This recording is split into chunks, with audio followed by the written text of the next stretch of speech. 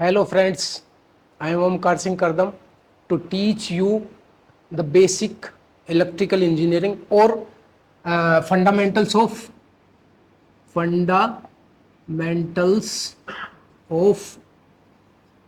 electrical engineering. First of all, we will discuss about some basic syllabus of this in very short.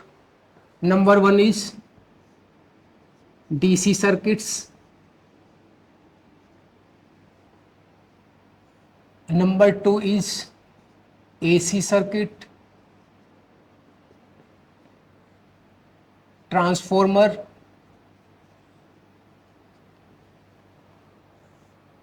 electrical machines, and last part is electrical installations.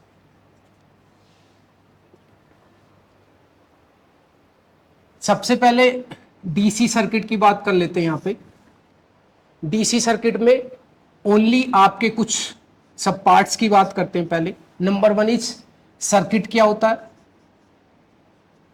उसके inside में कुछ elements है, जैसे आपके electrical parameters कह सकते हैं उनको, इलेक्ट्रिकल पैरामीटर्स या एलिमेंट्स, जिसमें इलेक्ट्रिकल पैरामीटर्स हैं जो आपके सोर्सेज कह सकते हैं, और उसके बाद जो आपके एलिमेंट्स हैं कुछ,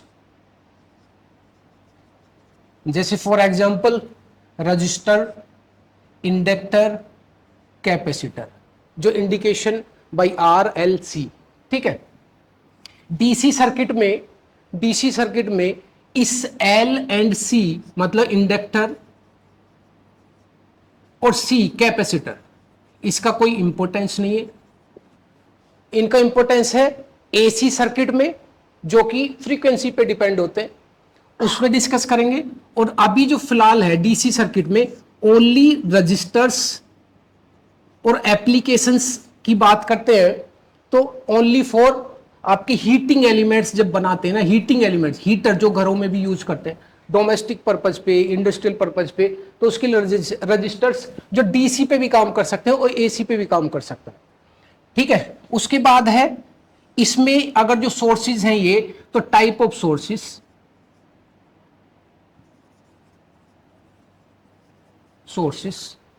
उसके बाद जो कुछ बेसिक आपके मेथड्स हैं, या फिर कह सकते हैं उनको रूल्स हैं, या कह सकते हैं आपको लॉज हैं, या फिर कह सकते हैं प्रिंसिपल्स हैं। ठीक है। बेसिक मेथड्स, रूल्स या लॉज में जो टॉपिक बनते हैं वो है आपके वोल्टेज डिवीजन रूल, उसके बाद है करंट डिवीजन रूल, उसके बाद कह सकते हैं ओम्स लॉ, भी सर्किट को सोल्व करने के लिए यूज किया जाएगा, Ohm's law.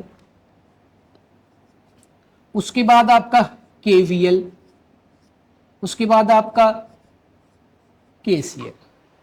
KVL means Kirchhoff's voltage law, KCL means Kirchhoff's current law, जो अभी छोटे छोटे सर्किट्स में उसको डिस्कस कर सकते हैं, और कैलकुलेशन ऑफ करंट या voltage by using this KVL and KCL हम कैलकुलेट कर सकते हैं। ठीक है।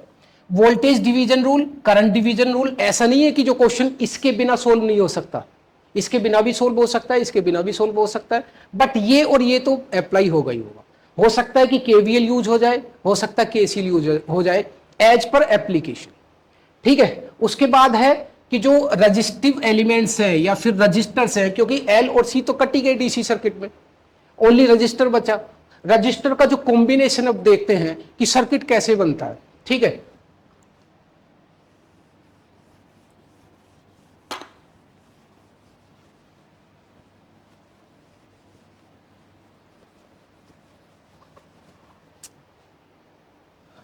ओनली रजिस्टर्स, सबसे पहला रजिस्टर्स जो बेसिक लेवल पे पढ़ाया भी जाता है बहुत पहले, बीटेक से पहले भी, resistors when connected in number 1 series, number 2 is parallel. Circuit कैसे भी हो सकता है, सीरीज भी हो सकता है, पैरेलल भी हो सकता है, सीरीज पैरेलल भी हो सकता है, इसमें कॉम्बिनेशन भी हो सकता है। It means as per application. Series में क्या है कि अगर जो दो रेजिस्टेंसेस या फिर दो से ज्यादा रेजिस्टेंसेस कनेक्टेड इन सीरीज, जैसे कि अभी सर्किट में आ भी रहा है धीरे धीरे, ये R1 R2 एंड R3 तक ले लेते हैं इसको, तो इसका टोटल बोल सकते हैं यहां पे, या फिर इक्विवेलेंट भी लिखा जाता है कुछ बुक्स में। टोटल रेजिस्टेंस क्या होगा इसका, जो बेसिक में आपका कह सकते हैं RT R1 प्लस के R2 प्लस के R3।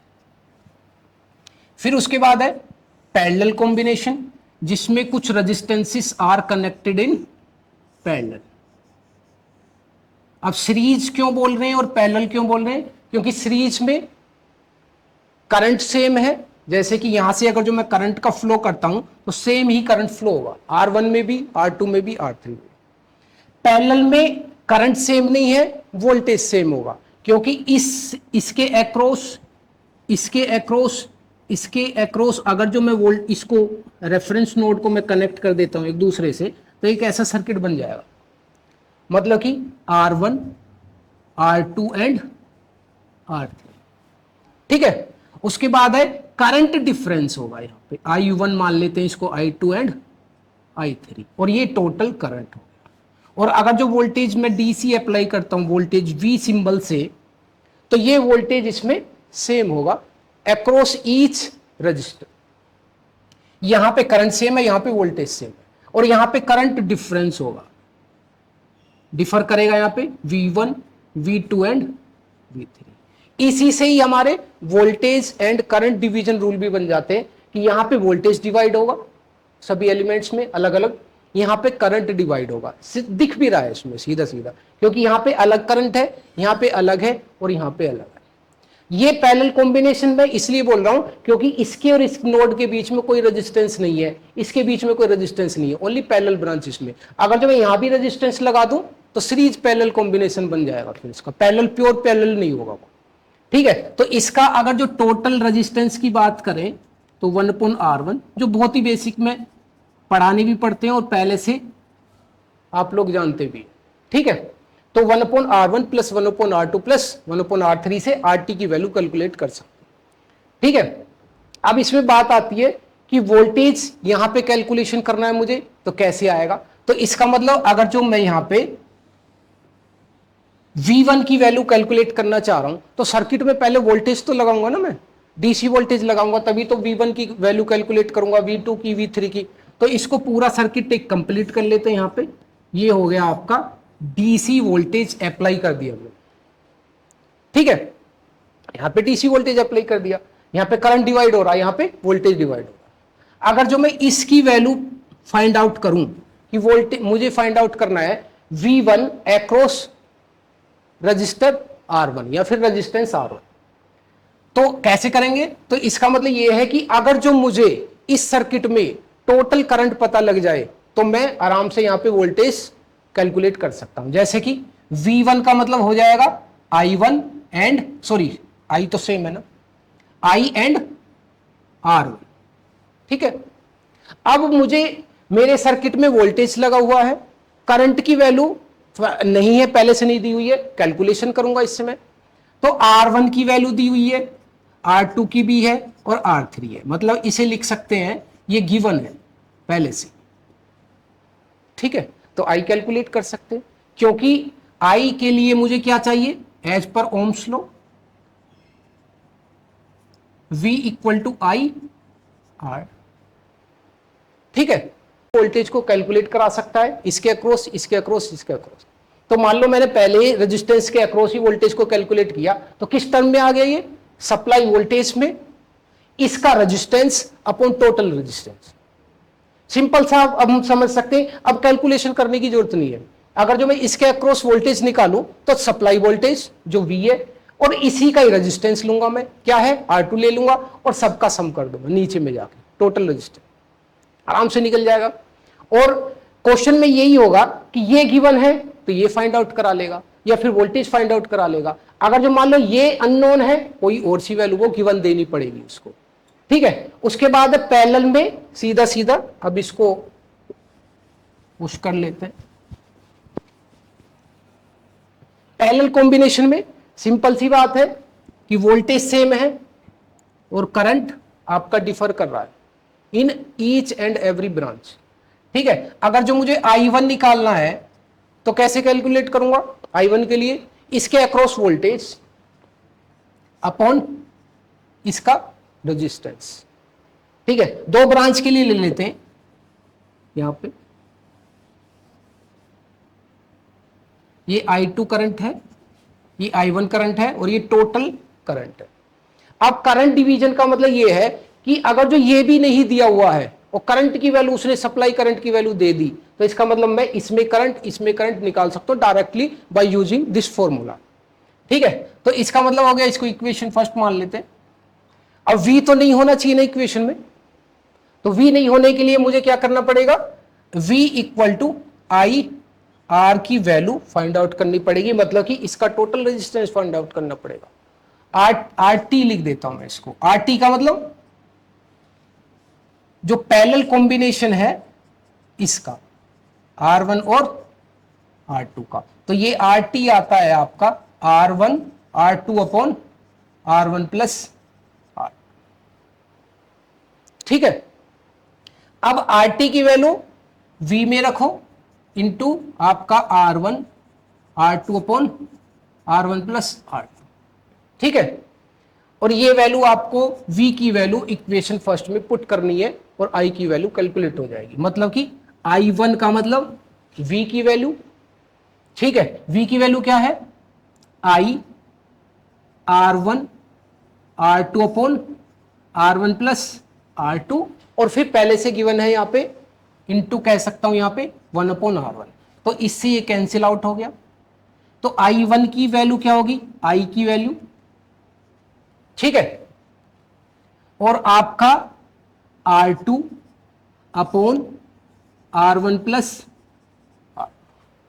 ठीक है। अभी देख कितना बढ़िया फॉर्मूला इससे बन जाएगा। अगर जो इसके अक्रॉस मुझे करंट निकालना है तो सिंपल सी बात है, इसका सप्लाई करंट जो यहां दिख रहा है, इसके अपोजिट ब्रांच का रेजिस्टेंस, इसके अपोजिट का, इसमें सेम ब्रांच का था वोल्टेज डिवीजन में, और इसके अपोजिट ब्रांच का मतलब कि R2, और इनका नीचे सम कर देना, ठीक है। अगर जो इसमें में कैलकुलेशन करना है तो सप्लाई करंट अपोजिट ब्रांच का R1 अपॉन टोटल सम। अगर जो एक आपने कैलकुलेशन कर लिया तो सारे कितने भी कॉम्बिनेशन इसमें लगा दे, आराम से हो जाएगा। मान लो मैं यहां पे एक कनेक्ट कर देता हूं, फिर नंबर ऑफ और भी R4 R5, ठीक है, कुछ भी कनेक्शन हो, अगर जो मुझे सप्लाई करंट पता है और रेजिस्टेंसेस की वैल्यू पता है तो कहीं पे भी मुझे करंट निकाल सकता। इस वोल्टेज को गिवन की जरूरत नहीं है इसमें, क्योंकि मुझे सप्लाई करंट है। और अगर जो बेसिक से जाए तो बेसिक से मुझे फिर यहीं से जाना पड़ेगा और डायरेक्टली भी फॉर्मूला यूज कर सकते। और बहुत ज्यादा एप्लीकेशन इलेक्ट्रिकल सर्किट मतलब डीसी सर्किट को सोल्व करने के लिए बहुत ज्यादा एप्लीकेशन इनकी कभी कभी आ जाती है, क्योंकि सर्किट आसानी से सोल्व नहीं होता, तो उसके लिए मुझे डिवीजन रूल लगा के मैं उस सर्किट को इजी कर सकता हूं।